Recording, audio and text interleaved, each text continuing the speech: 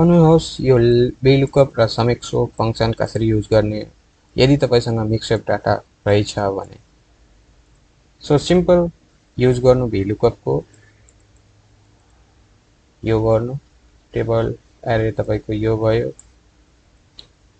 तपाईको कलम index number दोस्रोमा रहेछ प्राइस मलाई चाहिरहेछ दोस्रो कमा 0 को एक्ज्याक्ट म्याच को लागि अनि इन्टर गर्नु। यहाँ हेर्नुहुन्छ तपाईको म्याच गरेन त्यही भएर रिजल्ट आएन। त्यसको लागि तपाईले टक्क आफ्नो लुकअप भ्यालु को अगाडि गएर हैशट्याग को साइन यदि लगाइदिनु भयो भने एन्ड को साइन पनि लाउनु।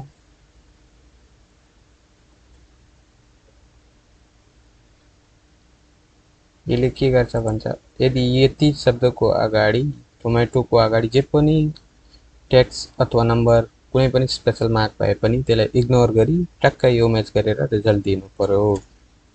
हेर्न सक्नुहुन्छ टोमेटो को र मैले ड्र्याग गरे भने ओनियन को पनि आयो। सो यसले एउटा मात्रै दिइरहेछ 12 प्लस यहाँ दुईटा रहेछ दुई चारवटा मिक्सअप रहेछ डेटा तलब माथि पनि त्यसले जोडेर न एउटा मात्रै VLOOKUP ले युजली एउटा मात्रै रिटर्न गर्छ। त्यसको लागि हामीले समिफ को युज फंक्सन गर्छौं। रेंज हाम्रो यो दुईटा भयो क्राइटेरिया यो भयो अनि सम रेंज चाहिँ यो भयो।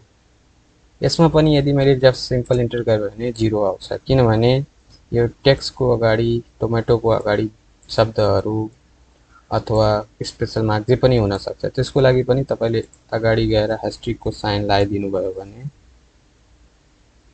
एन्ड को सिम्बल अगाडि र पछाडी दुईटै यदि हालिदिनु भयो भने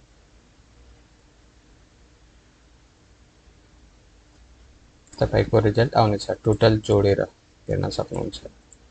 थ्यांक यू फर वाचिङ।